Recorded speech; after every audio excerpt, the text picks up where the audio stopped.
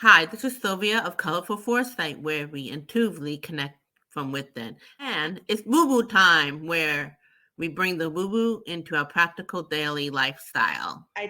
I'm loving this topic on social media because, and much as a lot of people know to do protection around social media, there's a lot that don't. They just go right into it, or in the public eye, and they just. Can you imagine being in a public eye and having like over 100,000 people leering Mm. on you?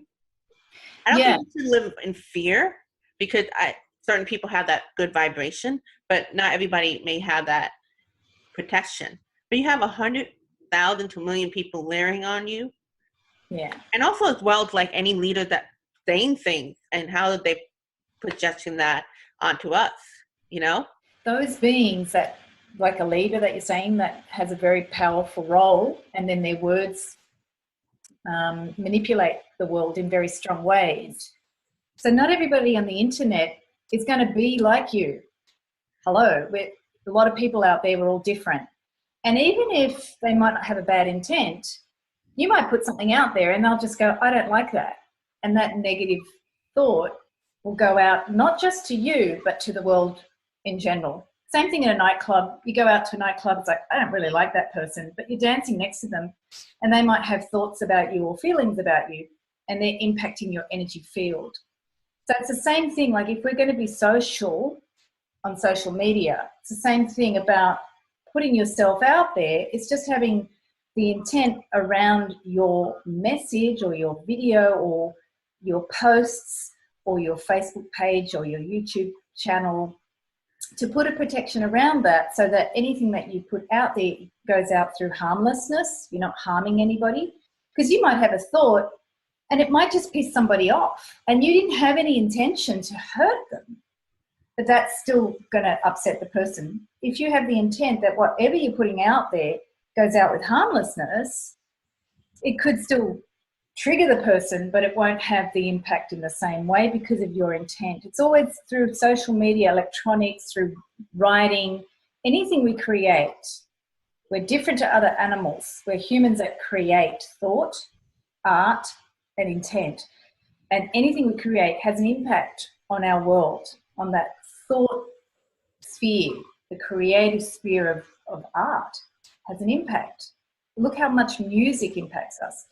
So for the young people or old people or any people that are putting stuff in social media, have the intent that what you put out there is put out with harmlessness and will also be in the highest good of everyone put out there. That doesn't mean that everybody's going to like you. It just means that if your stuff triggers someone, it's going to trigger them for their benefit. So it's good to be triggered. So we get thought provoked and we think, well, why is that upsetting me? That's the purpose of protection around whatever you put out there.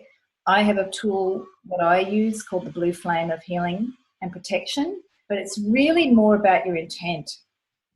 And the more you work on, hey, I'm just putting my message out there with the clarity to not harm anyone and in the highest good of all concerned, that's going to go out there with your media. What a difference between 2018 to 2023 and going forward. What different is the disinformation, the awareness of the disinformation, the propaganda, and it's not just they or the Eli or studio people behind the scene. It's we the people. And when I seen the full picture, we're having sound bites, a video clip, and then people when they're creating their content, they're purposely, intentionally or unintentionally spreading half truth for likes or intentions. Sometimes they don't even know they're not that great, especially like if you're an intuitive reader and stuff like that. Okay, here's what Chris Ann had to say, who's an artist. We must get our intuition online ASAP. Our intuition is a human technology, and it's going to help us to bridge the gap from where we were to where we are headed while keeping our humanity intact. We're at the point with AI technology that we could have a video created of someone we think we know, let's say a celebrity, with a voice that sounds very much like theirs, using speech patterns and language that are very much in alignment with that person's style of speaking. That isn't real. So in the future, it's going to be very difficult to discern fact from fiction. And if you think that we're already having trouble with this, it's not going to get any easier, especially not with the tidal wave of content that is coming down the pipeline that's being created at the push of a button. What I do know is that our intuition will help us to discern what is real. And the thing that I know about intuition is that we hear it from a place of stillness and silence, and from a place of not having the answer. Right now, most of us are having emotional, visceral responses to information based on what we already believe to be true. So we are navigating via our confirmation bias and not our intuition. So here, Teal is in fact on stage the entire time, sitting just one person away from His Holiness the Dalai Lama. What you will see between His Holiness the Dalai Lama and the child, regardless of what culture we come from, we project our own culture, our beliefs, our practices, our traditions, our rules, our taboos onto the world, as if it is a given that ours are everyone's and that ours are the true ones and the right ones.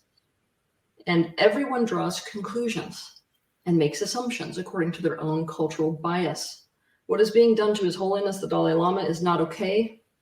But more than that, I have a special message for the people of Tibet. To the people of Tibet, it may seem like the world has turned against you right now, not only because they have wrongly accused the man who is essentially a manifestation of the Tibetan nation, but also because they are failing to understand and are, quite frankly, demonizing your cultural practices, as if you needed any more of that in your lives. And for this, I am truly sorry. I need you to know that not all of us in the Western world are so unconscious as to let our projections, our own biases, our own assumptions, run away with the cart, so to speak. And I want you to know that I will not stand for this one. You do not stand alone in this one. I see exactly what is happening here, and the rest of the world needs to see it too. Have a good week. So the question is the follow-up of what we just saw. And what do you have to say, like from watching the whole video, especially the last piece? Did anything come to mind when it comes to protecting your energy body for self and others? So I think there's a lot in the two videos. I forgot the Light Seeker Tarot creator's name. And she was talking about what is real. So for the energy body, we as a species now can start to become more aware collectively. So in terms of protection, you really do need to see how things are manipulated. And Teal teaches a lot about that. When you look at the media, you start to see how you get triggered. What does that say about you? This social media is creating a large collective network for us to experience that, and to also experience the consequence, the harm that we put out and how that hurts people. And people are going to respond back and be more vocal. They may also be more aggressive, but that's a part. If you're a culture that's offended, you can be more vocal about that now. So I think that we're not at the other side where we're beyond hurting each other. We're still in the phase like a terrible twosome. We have to scream and shout, and then that hurts other people. And then we have to see the consequences of that. And we're still in a learning phase. Starting from beginning to end, the Dalai Lama particularly, it's about how we look at religion.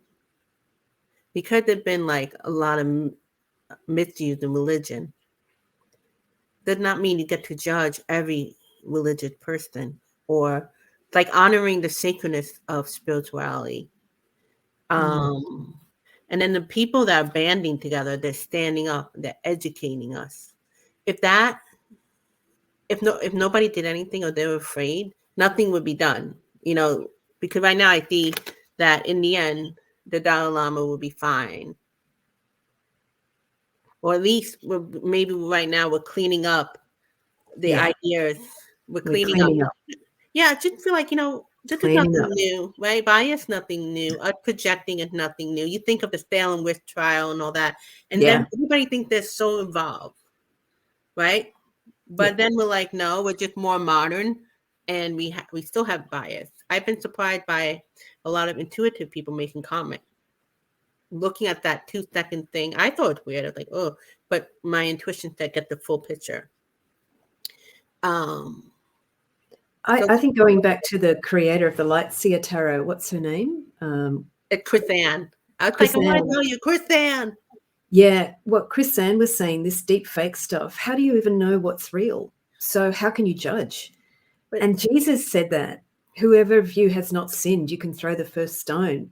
Like, you don't even know what that person's story is. It's a simple teaching of Jesus, yet the Christians seem to be really bad at implementing that teaching. They seem to be the worst. Well, that's because a lot of the Christians are the ones I follow in social media or see more in social media compared to some of the other spiritual practices that I do.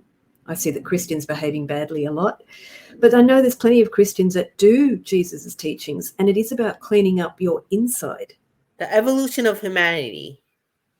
What do you think would be that thing that make it less of a factor, all the concern we have? Empathy. You have to feel what it's like to be attacked.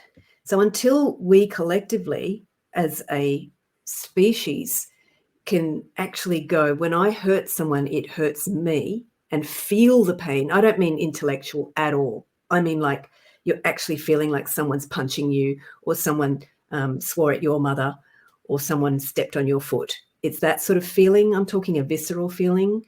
And some trauma survivors have that. They have that ability. But in this case of the Dalai Lama, the evolution of the collective on social media, keep in mind that social media does not represent the whole collective. It's just one piece of the collective, because there are many other people that are empathetic that are not on social media because they're too busy helping other people. So the empathy that the lack of empathy of the trauma survivors that saw this as a sexual gesture or an abusive gesture, they're still in it's all about me mode. And those trauma survivors is also a significant group of people who work with trauma that really get when someone's hurting, they're just punching or lashing out.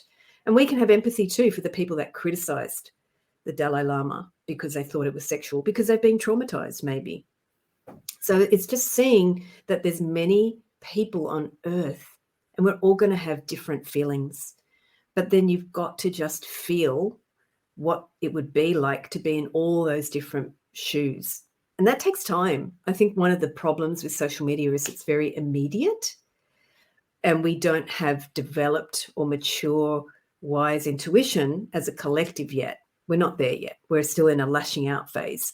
So we're really a long way from that collective that moves beyond that. But keep in mind that the social media is just one piece of the pie or one piece of humanity. There are a lot of people who are too busy helping other people that are very, very empathetic, and they're not on social media being social justice warriors or being Me Too movement advocates or being or lashing out. They're actually very, very busy. I know a lot of them. they're working full time helping people. And those are the people that are creating the next generation of empathetic children. And there's a lot of work now trying to help kids use empathy, because that's the only thing that's going to move us forward as a collective, to really understand and not lash out on social media.